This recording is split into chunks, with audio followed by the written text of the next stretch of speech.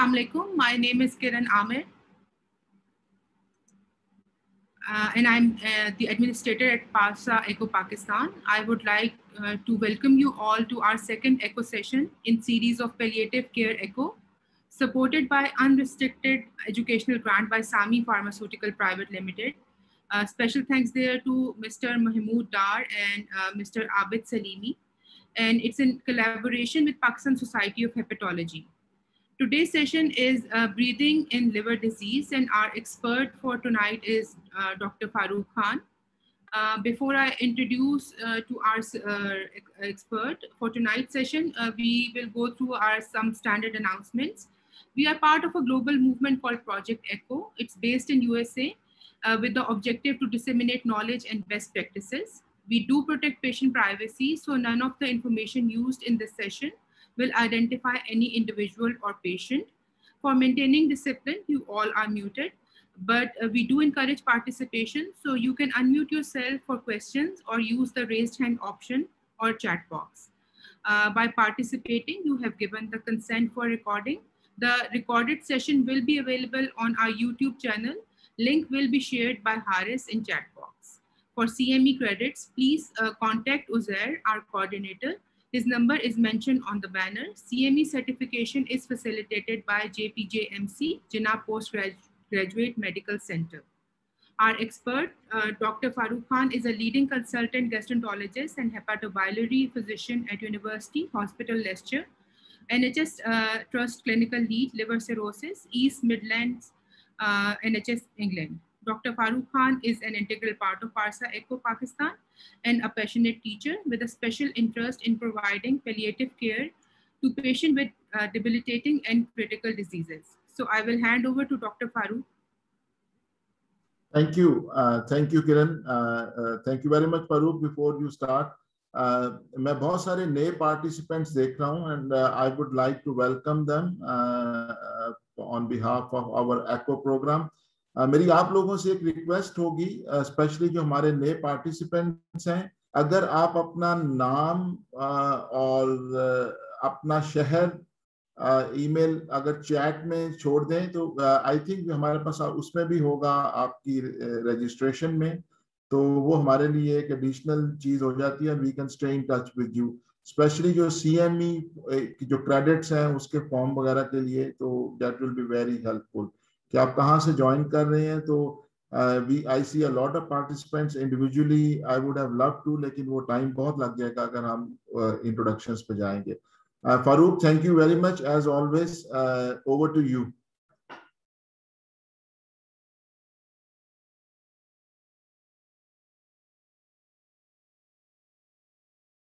Can you guys hear me? Assalamu alaikum, everyone. We can hear you, Farooq. Let me share my screen. Yes, we can see the screen now. Thank you. Thank you.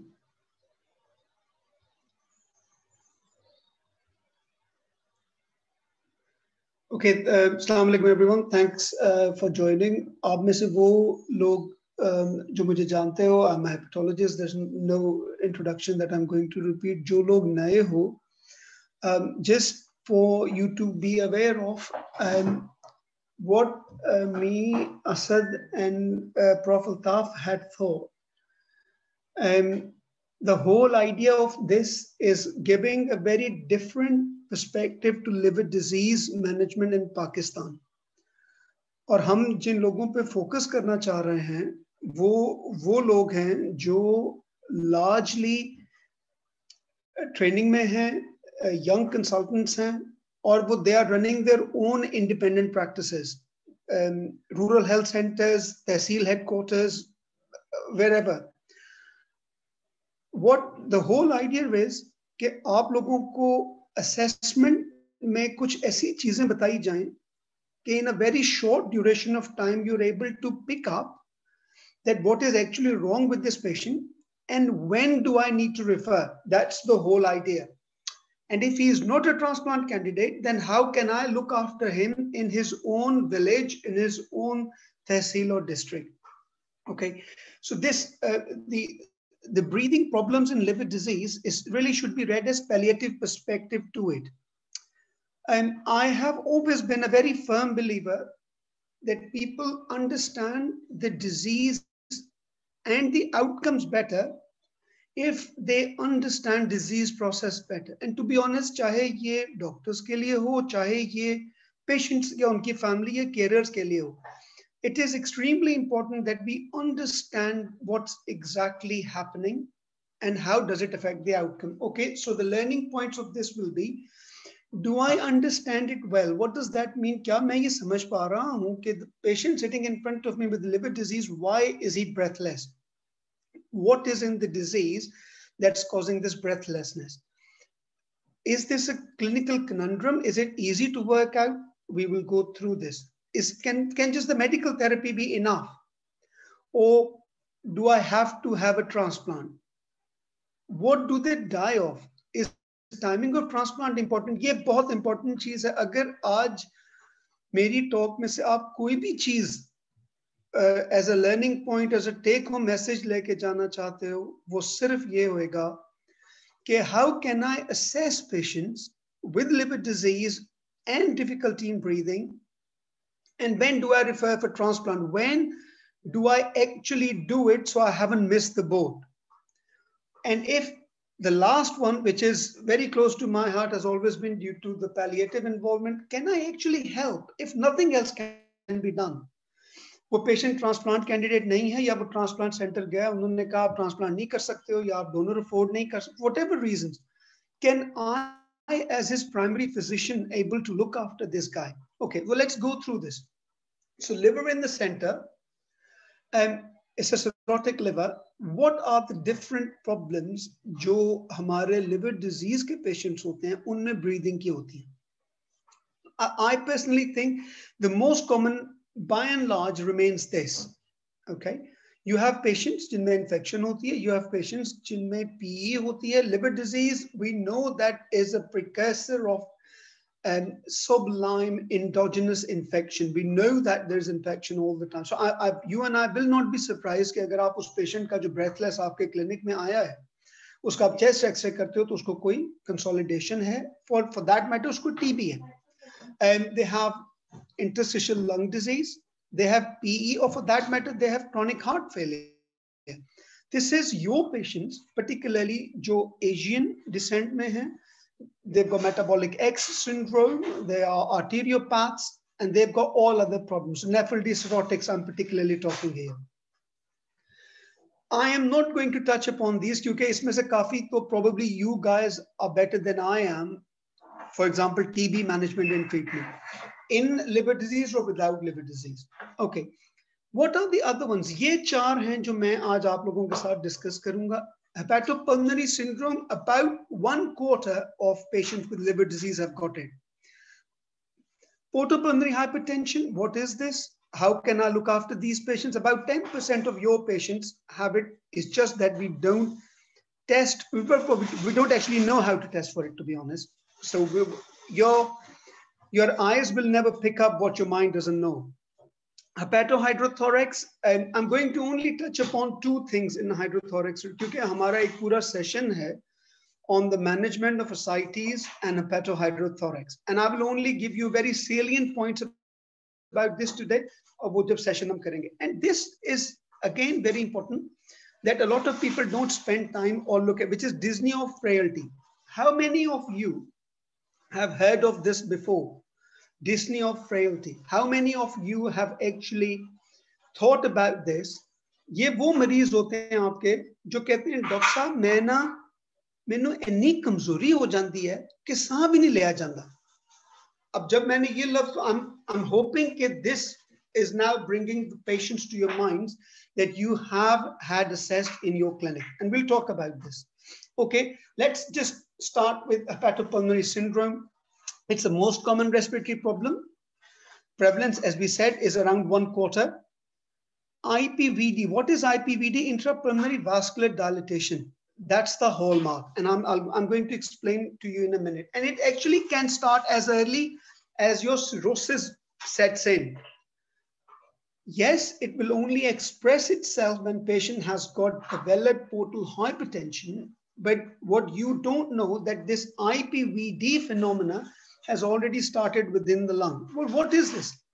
Okay, without going too much into the details of basic sciences here, what you have is cirrhosis of the liver. You've got liver injury. What liver injury does, it releases two things. Number one, endothelial type 1 production of the interleukin factors, which again then generate nitric oxide. आप में से वो लोग जो पहले भी मेरी talks में आ चुके हैं, they know very well that I always talk about hyperdynamic circulation, which is nitric oxide driven. जब cirrhosis set in करता है, तो there's interleukin inflammatory chain gets started without even having to have bacterial translocation sets in.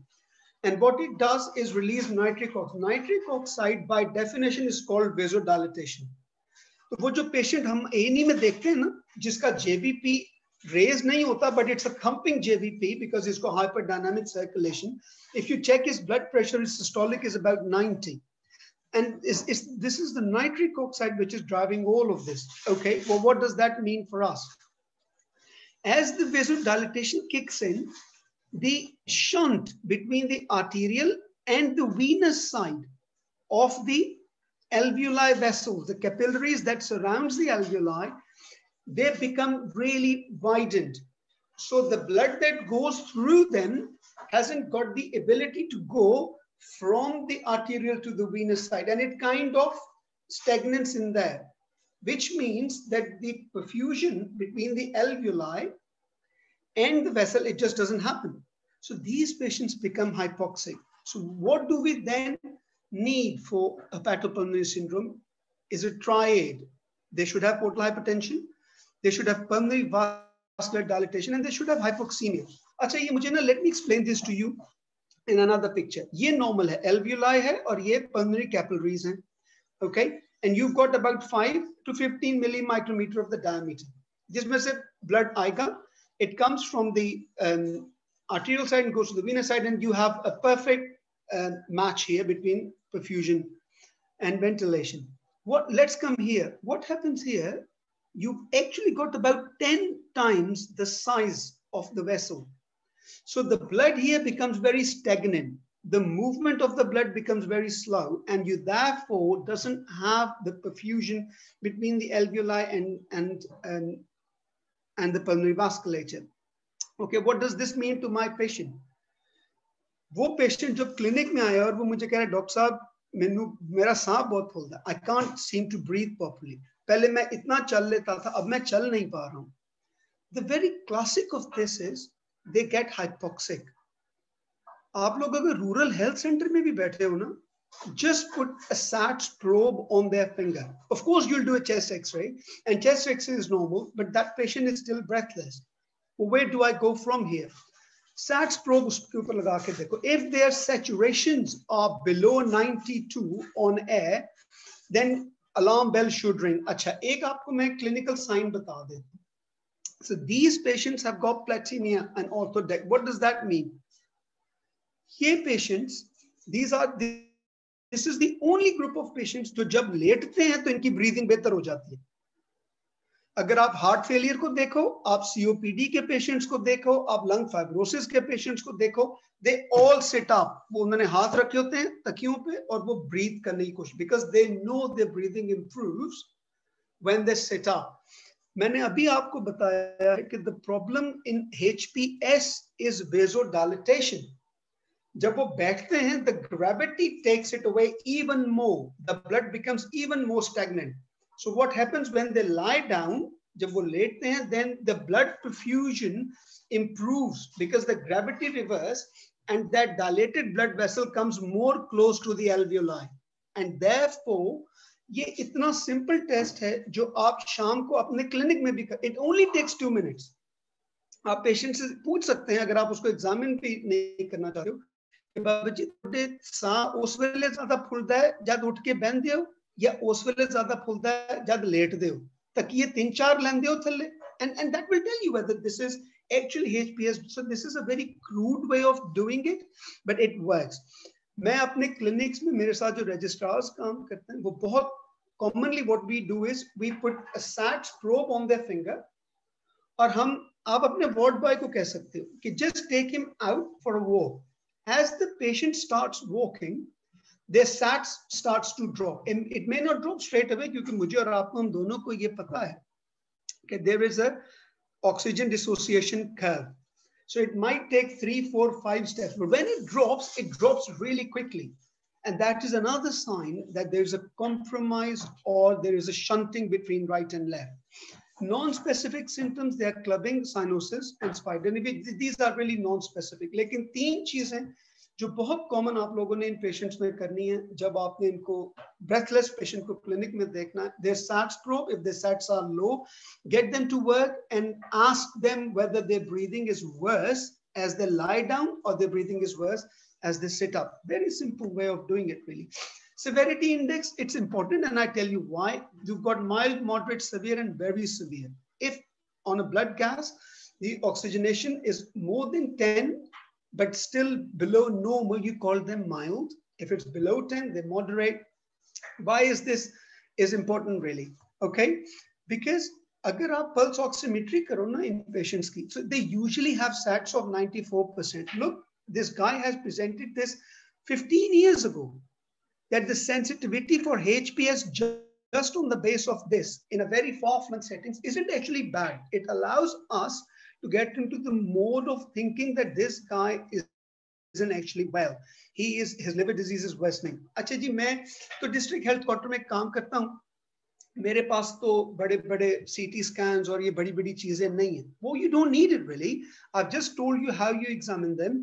And one thing if you can do, just do an echo. ये normal transthoracic echo होता है जो आप इनमें कर सकते हो. It's a gold standard. You can do it out in the community. It does not have to happen in transplant centers. All you do is कि it's a SonoView हम यहाँ पे use करते हैं. You just do an IV microbubbles and you stick your echo on the heart and you see it coming into the left ventricle. Well, how do you differentiate this between कि उसको कोई VSD या ASD नहीं, the septal defect नहीं है. Okay. So as soon as you give the contrast, if the bubbles appear in the left heart within seconds, then this is ASD. But don't forget, the shunt is in the lungs. So if it happens after some time, then it's down to HPS. Okay. Microagitated albumin lung perfusion scan. This is not really for you guys. It's usually done at transplant centers. लेकिन आप लोगों को बताने के लिए सिर्फ एक चीज कि अगर एक्स्ट्रा पल्मोनरी इन्वॉल्वमेंट है और cerebral uptake is more than 20%, ये पुअर आउटकम रिप्रेजेंट करते हैं लंग ट्रांसप्लांट के लिए. सो आपने एक पेशेंट को रेफर किया. सो ये जो IPVD फिनोमेना लंग्स में होता है, यही फिनोमेना और जगहों पे भी हो सकता है. यही vasodilatation intracerebral भी हो सकती है. And if the uptake is more than 20%, then it's poor outcomes. मतलब इसका ये है कि अगर आप लोगों को ट्रांसप्लांट आपने रेफर किया and patients been sent back to you, वो इसलिए भेजा गया, आपको पता होना चाहिए, because we know that his outcome will be poor. You can do lung function test, ये usually normal होते हैं, लेकिन आप लोगों को बताता हूँ कि ये कर लो, ये important होते हैं, because you also pick up a lot of underlying problems. Like हमारे हुक्का बहुत common है rural settings में, and patients have got underlying COPD. We never know this, so I think it's really important that we do lung function test as well. Okay, well, medical management, you can start somatostatins, that's not a problem. There is some evidence of pentoxifylins, but again, very initial results, animal models, nothing about human. Oxygen therapy, main stay है ये treatment का in patients का. Corona से थोड़ा सा आप लोग बाहर आ जाओ, तो oxygen availability is everywhere. गांव में विलेज में बैठे हुए पेशेंट को तकलीफ में मरने की जरूरत नहीं है. He could still have a very comfortable, peaceful life, even if he gets short bursts of oxygen. Okay, it's really easy, it's cost effective, and it's harmless. And to be honest, अगर उसको donor के लिए time चाहिए, finances के लिए time चाहिए, transplant centre ने उसको एक्सेप्ट कर लिया, you can still put him on long-term oxygen therapy. Why? Because it will reduce not only his progression but it might actually improve his quality of life, his nutrition, his strength by the time he gets to a transplant. Why? क्योंकि मैंने अभी आपको पिछले जो cartoon दिखाया था उसमें भी used a word angiogenesis. जो hypoxemia होता है वो IPVD और angiogenesis का hallmark है. And as much as you can reduce the hypoxemia, you can prevent further formation of IPVDs. Okay. Tips work at time when no, I wouldn't really suggest this strongly. There's no significant or long-term outcomes on the basis. Liver transplant by and large is the only treatment.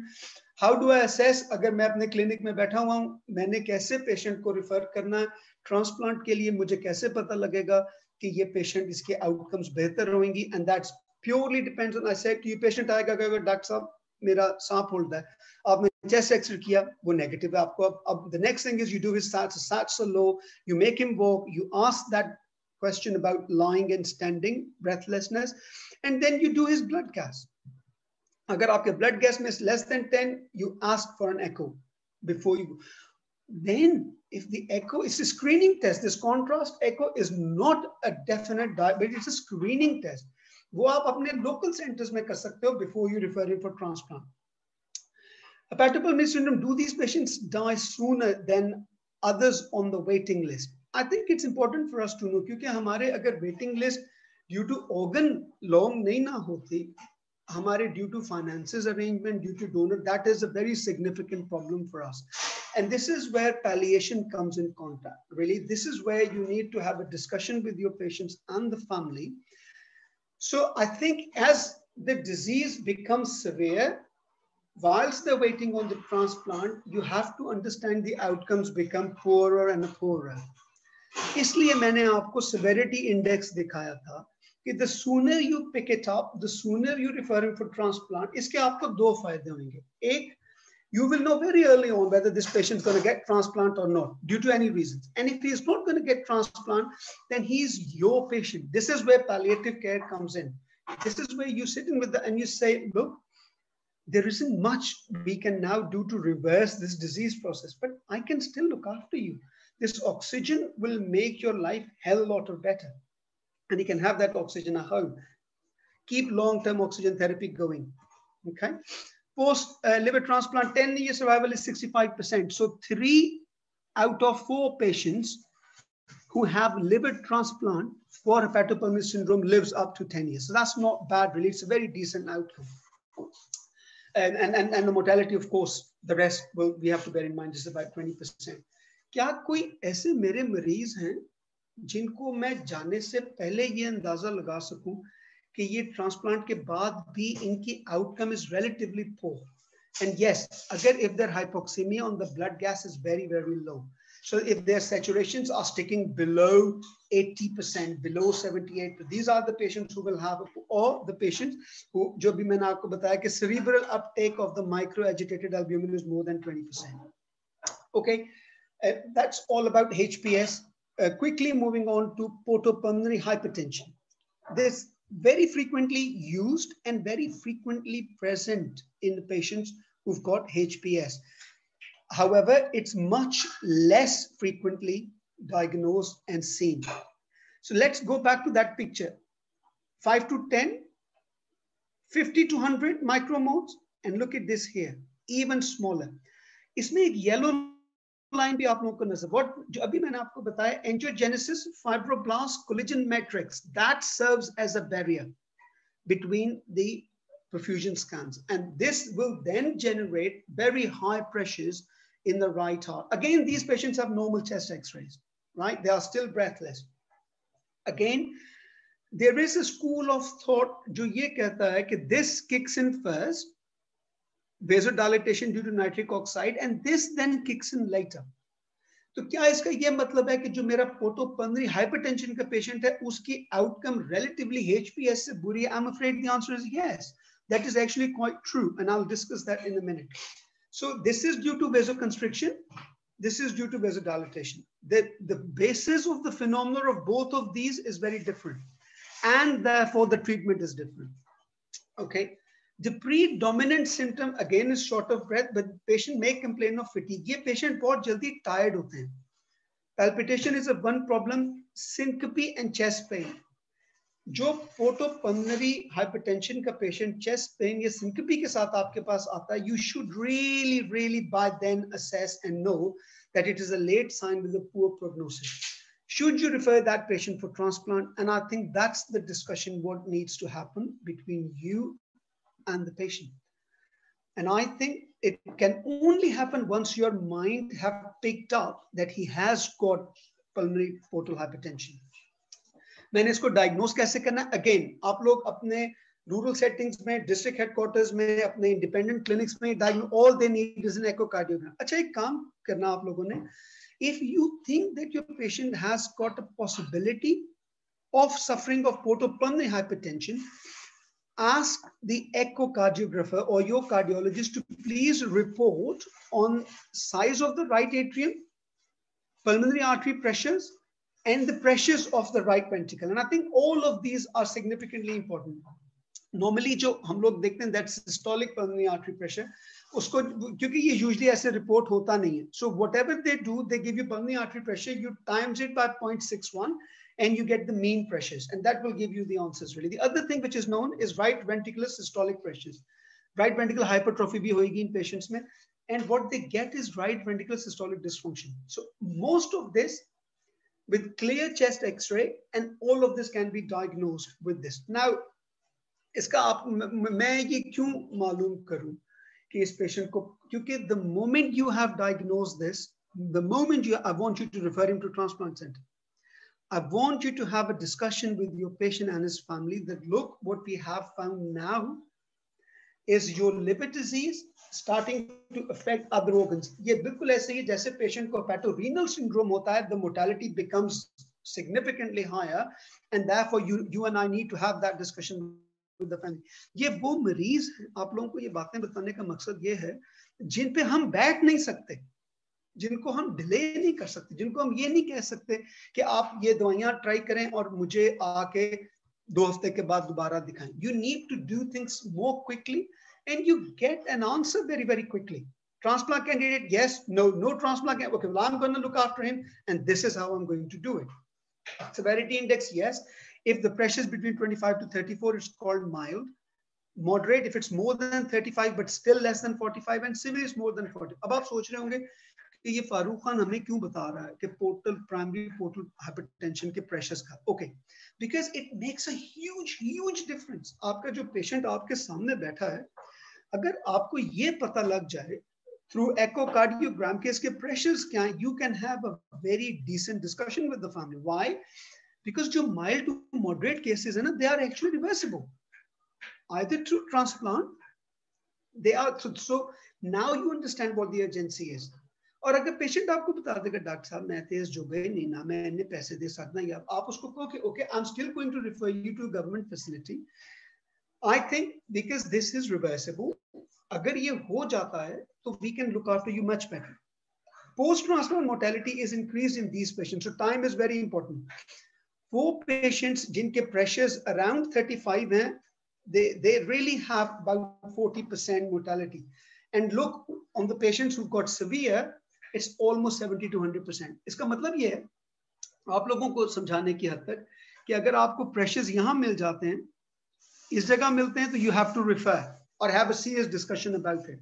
अगर आपको pressures somewhere यहाँ पे मिलते हैं, तो perhaps the discussion isn't really all about go for transplant, go for, no, the discussion is, look, I am going to look after you because I think the transplant outcomes aren't really better. So I've just told you if the pressure is over 45, you can be very sure that almost mortality of the lung transplant is going to be bad. Okay, how do I manage these patients?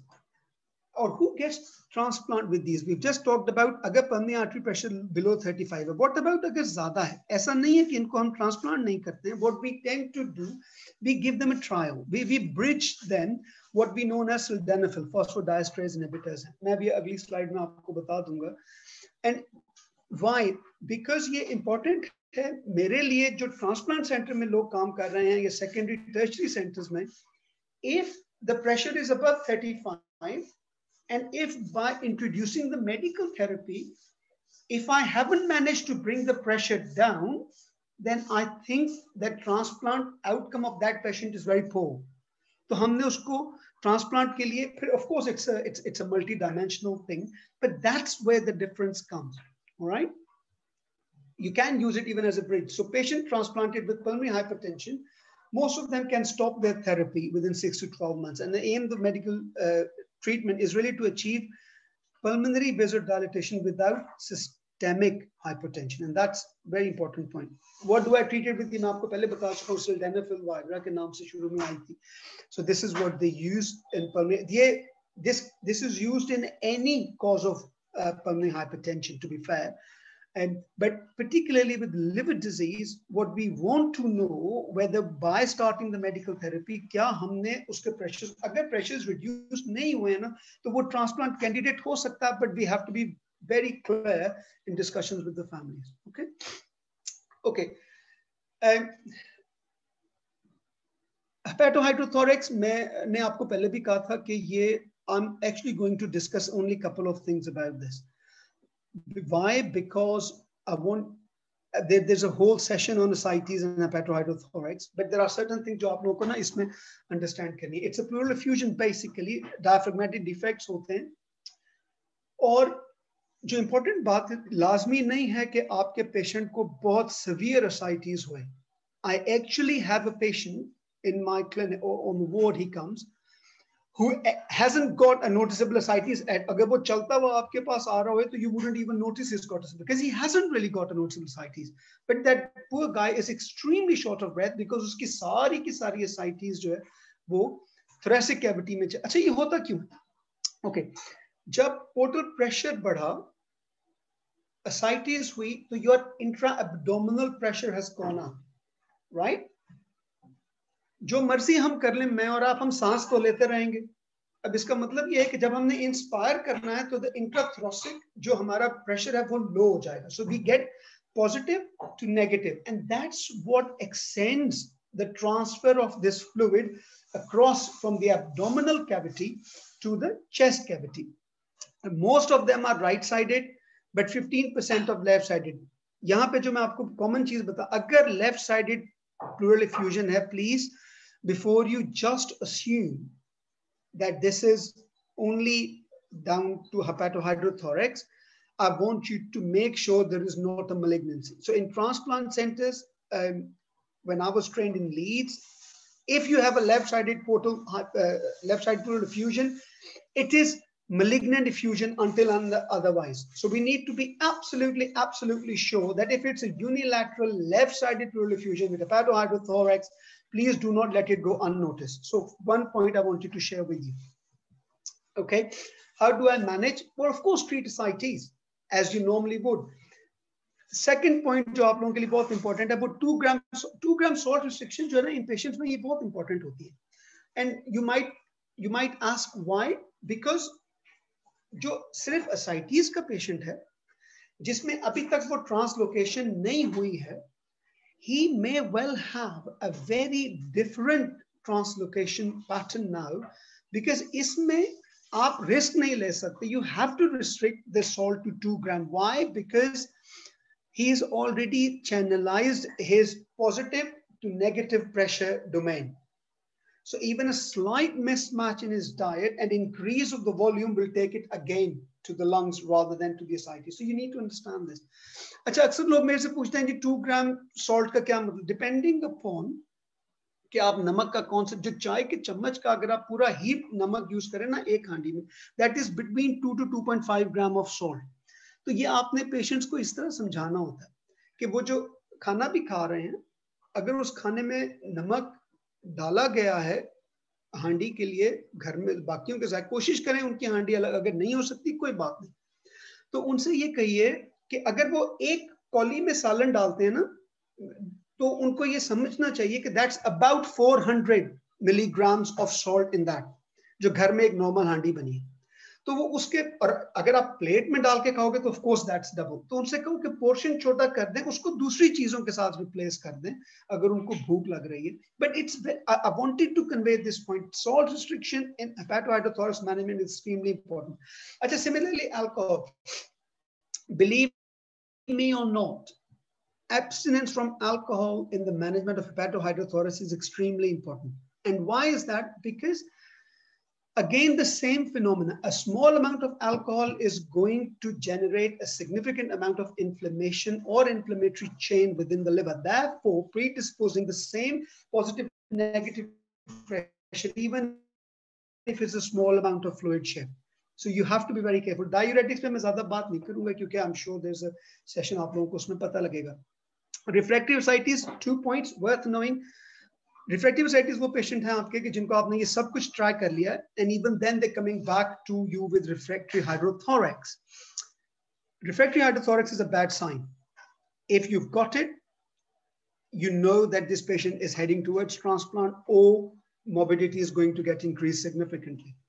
25% of hepatohydrothorax will actually become refractory, no matter what you do. So it's a bad sign. Remember, if you've seen a hepatohydrothorax, alarm bells should ring. You should start thinking about referring this patient for transplant. दूसरी जो बात है ना, वो aspirate करें, please. Chest drains ना डालें in patients. पहली बात तो ये कि if they have large ascites and if they have large hepatohydrothorax, try to drain their ascites. Don't go straight for the chest drain. Point number 1. Point number 2, if they haven't got ascites that you can drain and it's refractory, diuretics, everything is failed, then go for aspiration. Don't go for chest. Chest tubes or chest drains, 90% morbidity and mortality associated with these. And the 2 most common problems they get is infection, empyema, and bleeding. Because you and my patients, we know that they have deranged clotting. So please aspirate, karen. And at 1.1 liter to 1.5 is enough. And you leave it at that. Okay. Kya inme tips hame karna chahiye? I think the answer is yes. If your patient has come for second time and you don't think that he could be a transplant candidate, I think the discussion needs to happen. What you need to know is more than 50% mortality hai in patients ki. So there was a series published and it was very interesting actually. They looked at the patients who they did transplant, who they did tips for hepatohydrothorax. And in that series, you'll be surprised to know that the mortality was 50% at 6 months only for those patients who had Child-Pugh score more than 10. Less than 10. The people who have Child-Pugh score less than 10, they actually had very good outcomes with tips. Why do you need to know this? Because again, जो मैंने पहले कहा, first episode of hepatohydrothorax हुई है, alarm bells should ring. You should start thinking about referring this patient for transplant plus minus tip. Leave that assessment to a transplant center, whether they want to transplant him or they want to tips him. Your job sitting in the community is to pick these patients up very quickly. First episode of hepatohydrothorax, alarm bells should ring. These are the 4 things I need to do first. And if it's become refractory, end of. He is going to transplant center. Depending on, of course, all those things. Agar Child-Pugh score more than 10 hai, the other factor they saw was clinical frailty score of more than 5. Jo aap logon mein se jinhone mera previous lecture attend kiya tha, you know that we've discussed this. So clinical frailty score of more than 5 hota hai wo patient jo ya stick pe ya dono haathon se jisko pakad ke clinic mein leke aa rahe hote hain uske relatives. Or third thing, if the age is above 60. So ye 3 risk factors aapne zehn mein rakhne hain. If you have that patient with it, you really need to send him early to transplant center. Okay, breathlessness or frailty. The last slide, guys, you'll be pleased to know before we discuss the management. Frailty is a state of increased vulnerability to poor resolution of hemostasis, to stress events. And ye hamare wo log ya wo patients hain जो अब frail हो चुके हैं due to liver disease. They are either high Child's B or they are Child's C. जिन लोगों ने मेरा encephalopathy का session attend किया होगा ना, आप लोगों को मैंने ये बताया था कि you get sarcopenic. That's how even encephalopathy kicks in. And what your patients start to lose is the face muscles first. अगर आप लोगों को मेरी वो नजर आ रही है तस्वीर, it follows by neck, then shoulder girdle and chest muscles. सबसे पहले जो chronic liver disease का patient जब sarcopenic state में जब frailty की तरफ जाता है तो these are the muscles he loses. Please ये याद रखो कि deglutition muscles, pharyngeal muscles are part of your neck muscles, and this is why जब ये पेशेंट्स कोमा में जाते हैं, एनकेफेलोपैथिक होते हैं, तो इनकी you can hear secretions. They start to do micro aspirations. They start to become very unwell. So even when you're looking after them at that stage, you really should look after them at around 45 degrees, because I've just told you your high child's B, your higher child C. As soon as they go into encephalopathy, make sure कि जब वो कोमे की state में है तो तब भी वो 45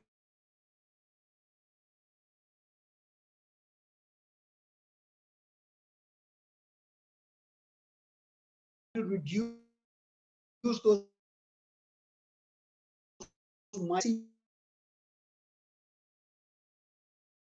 event was a death. This inverse, the majority point of this is weak muscles.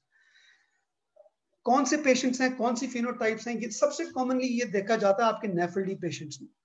And the most surprising point is that they are big, they are obese, but they are still frail. And one might think, well, that doesn't make sense. इतना मोटा ताजा आदमी है, ये frail कैसे? So frailty is down to sarcopenia, to the muscle mass. It isn't down to anything else. वो patients या lean patients जिनका large volume ascites है, they haven't got enough intercostal muscles. क्योंकि मैंने आपको बताया कि शुरू में ही आपके shoulder girdle और chest muscles जाते हैं. So they haven't got enough power in the rib cage intercostal muscles to bear the work of breathing. And if they are obese, that is more than the muscle mass, that they're going to even struggle more. Chest X-ray इनके normal होते हैं. Rest पे अगर ये patient बैठे होते हैं breathless नहीं होते, but they are so fatigued that they cannot do. Or bedridden patient जो end days of life पे होते हैं, they've got problems with breathing, and particularly as I've explained to you, as they've gone into coma, please remember micro aspirations. So एक तो oxygen है, वो मैं इनको दे सकता हूँ. What else I can? So treatment wise, yes, agar aapka patient is now walking into his last weeks or days of life, he is not a transplant candidate, he is becoming breathless. Abhi maine uske symptoms ko kaise control karna. So we know that morphine reduces the respiratory center's apprehension, not the respiratory center itself. तो मैंने उसमें आपको doses यहाँ पे बता दी हैं. Start with the very, very small dose, and I've also put comments here for you to know that why we want you to reduce the dose. It's metabolized in the liver, and there is increased bioavailability, of course, when you have severe liver disease. Remember, it's excreted by the kidneys. इसका मतलब ये कि आपके वो patients जो, और ये important point है, please इसको ज़हन में रखना, particularly वो बच्चे जो A&E में या emergency departments में chronic liver disease के patients को admit करते हैं या look after करते हैं. In a child C patient, you're going to reduce the dose. I would urge you to half the dose. If they have kidney problems due to any reasons, I'm not saying HRS, then you're going to reduce the dose even further because it's excreted by the kidneys. So give them 1/4 dose. So for example, if you were meant to give 10 milligrams, just use 5 milligrams. If they have kidney problem, just stop with 2 milligrams. लेकिन आप ये oral भी दे सकते हो if you want to. Tramadol मैंने यहाँ पे डाला है क्योंकि I know पाकिस्तान में ना morphine की availability is rather limited. Tramadol, to be honest, ना मेरी और जो ना मेरे साथ palliative care consultant काम करता है, हम दोनों की choice Tramadol नहीं होती. We don't like Tramadol using in liver patients primarily because of the glucuronization of these through the liver metabolic pathways. However, ऐसा नहीं है कि हम Tramadol किसी patient में use नहीं करते. We do that. We reduce the dose, and we can reduce the dose to 50 milligrams twice a day. We normally start with once a day, and we leave it at that, at once a day, hoping that it wouldn't make things or matters worse. Lorazepam bhi aap log use kar sakte ho. Start them in a really, really small dose. So as midazolam. Midazolam, I tend to reserve for people who are really in the end hours to end days, or wo aap through syringe driver dete ho. Last point about microaspirations, terminal respiratory secretions. अगर आपके पास syringe driver नहीं है, patient poor है, आपके पास facilities वहाँ पे नहीं है, Buscopan तो मिलती होगी. अगर Buscopan भी नहीं मिलती तो atropine drops होते हैं जो हम आंखों में डालते हैं एग्जाम करने के लिए. उन ड्रॉप्स के 1 to 2 drops of atropine just sublingually आप उसको ड्रॉप कर सकते हो, फैमिली को कह दो, and that really can be used, and you can use that every 4 to 6 hours. It's not really going to most of the atropine bypasses liver metabolism and excreted in the feces. So इसके लिए बहुत ज़्यादा worry ना करना कि atropine अगर मैं दे रहा हूँ liver metabolism में, तो there may be end up a COC. Of course, with liver metabolic problem, there are always going to be issue, but atropine is relatively safer. So वो patients जो बिल्कुल end hours or end days में they've got a lot of secretions, please make sure that you can improve it either through Buscopan. You put that in a syringe driver. If you don't have a syringe driver, that's fine. That's okay. You can still do that with atropine. Atropine is, I'm assuming it's available in stores around villages or district headquarters. Before I take questions, दो चीजें जो मेरे registrars को भी और जो मेरे साथ नर्सेज भी वार्ड राउंड्स करते हैं लिवर पेशेंट्स में, उनको पता है, दो चीजें मैं कभी पेशेंट्स की बंद नहीं करता, and that is one, oxygen, and second, urinary catheter. If the patient is in last few weeks, days or hours, please don't. मेरे से नर्सेज भी पूछती हैं कि आपने इनके ब्लड टेस्ट भी बंद कर दिए हैं, आपने इनकी ऑब्जर्वेशन भी बंद कर दिए हैं, ब्लड प्रेशर भी नहीं कर रहे, हम इसका कुछ भी नहीं कर रहे, तो आप ऑक्सीजन इसकी क्यों नहीं? And my response always is, देखो ये याद रखो, चाहे हम कोमेटोज स्टेट में भी हो ना, hypoxemia is irritant to the brain, and that requires more and more and more level of medications, that you doses of medication that you need. That patient isn't going to get for transplant, that patient isn't going to be fit for anything, but at that point our sole aim is to look after it. So please never stop the oxygen until patients really passed away. I only then ask nurses to remove the nasal gas. And same thing is for the urinary catheter. Please leave it inside. Dying, I always say to my trainees, dying with a filled bladder is awful. Comatose patients भी होते हैं ना, वो भी इतने irritable और agitated हो रहे होते हैं अगर उनका bladder full होता है. So please, just 2 words, oxygen and urinary catheter, don't take them out really.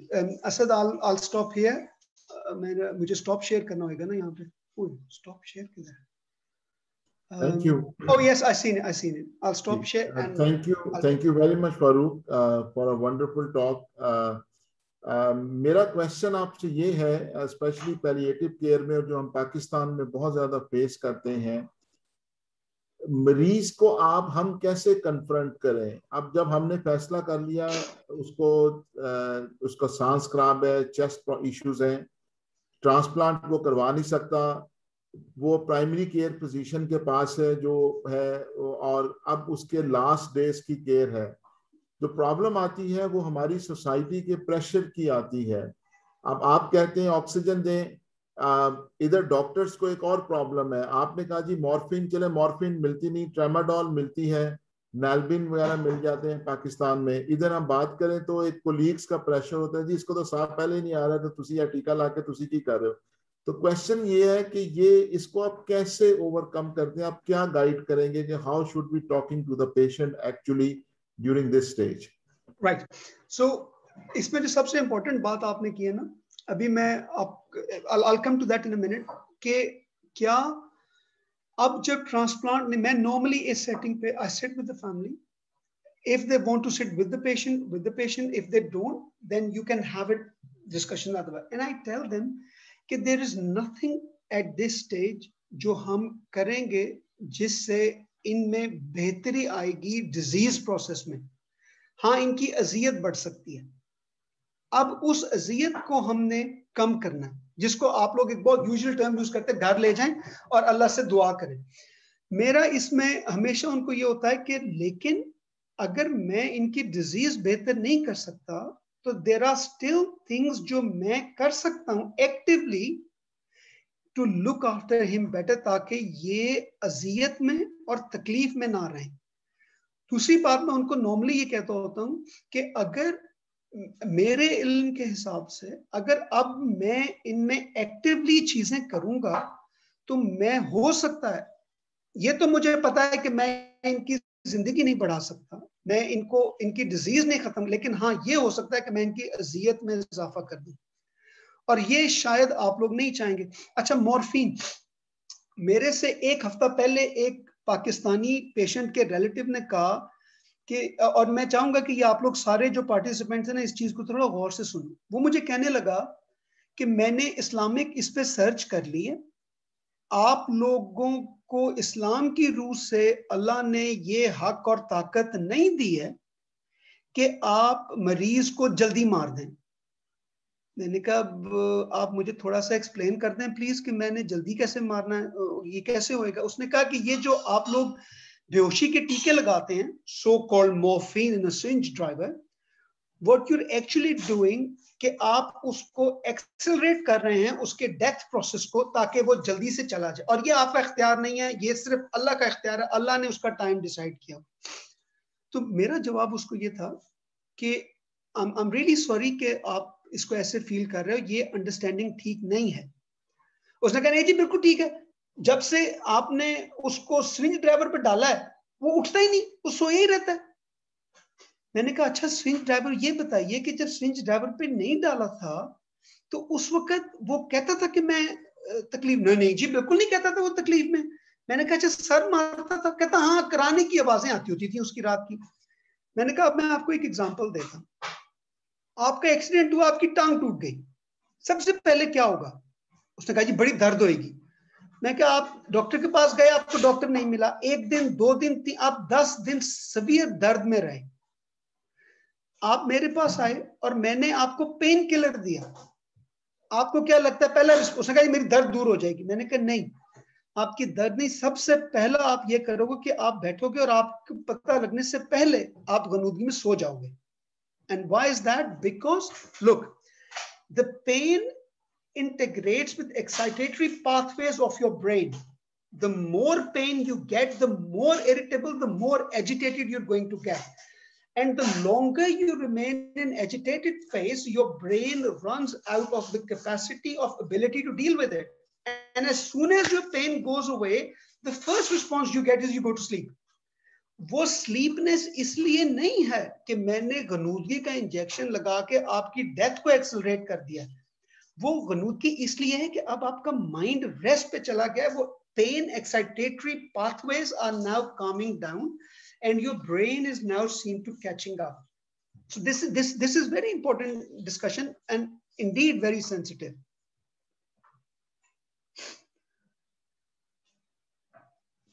मैं ये चैट खोल लूं अगर लोगों ने क्वेश्चंस पूछे हुए हैं। Thank you. इसमें फारूक ऑक्सीजन को, और मैं आपसे एक और सवाल पूछना चाहूंगा, आप हॉस्पिटल को कितना यूज करते हैं और घर को कितना प्रेफर करते हैं इन मरीजों को डील करते हुए जिनको सांस का प्रॉब्लम है? आपने ऑक्सीजन का जिक्र किया, आपने पेन किलर्स का जिक्र किया, जनरली पॉलिसी क्या है आप?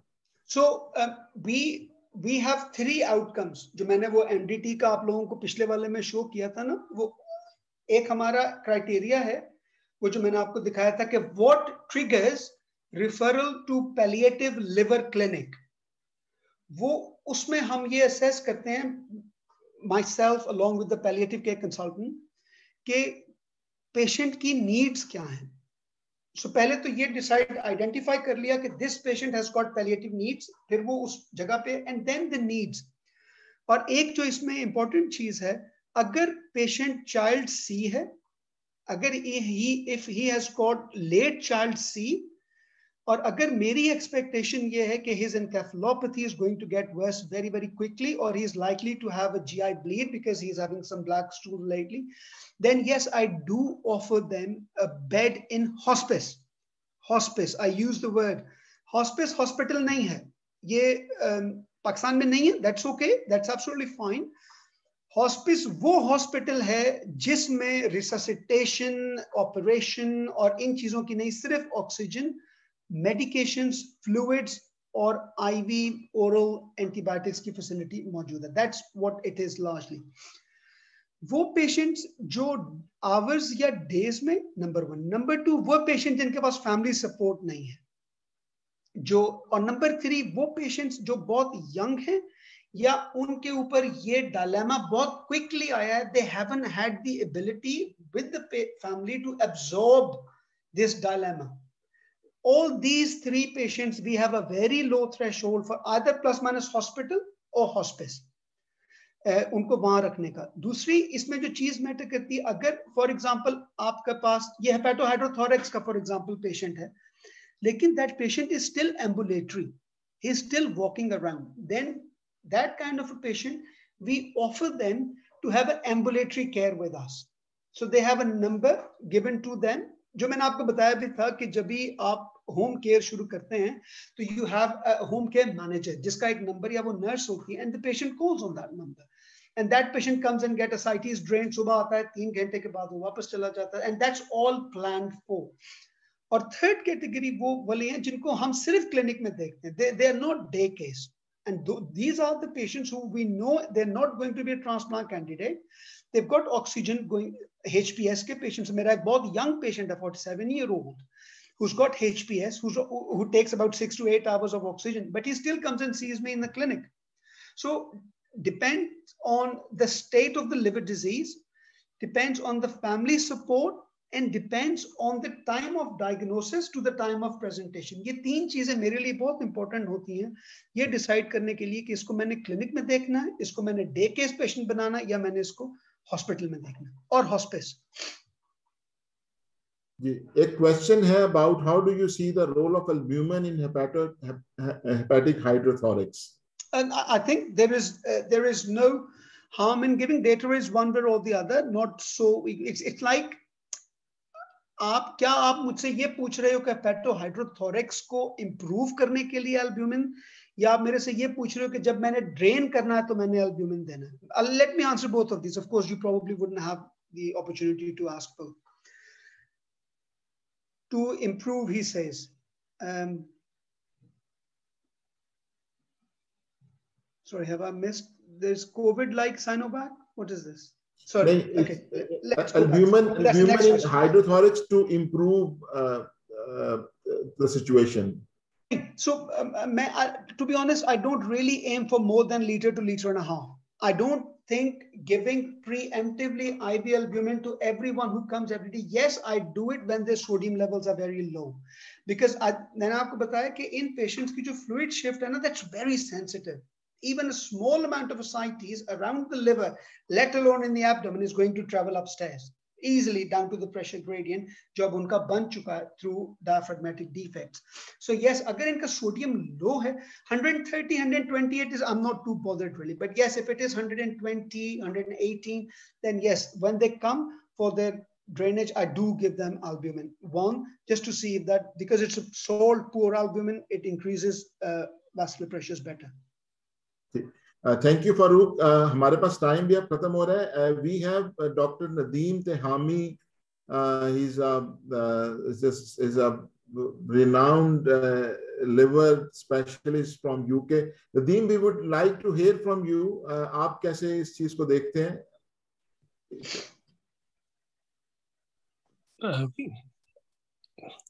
Assalamu alaikum ji.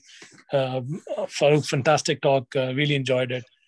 I don't think I have anything to add. I think he's covered it really well. I think all aspect of care, especially patients who are really struggling with the symptoms, and symptoms are affecting their quality of life.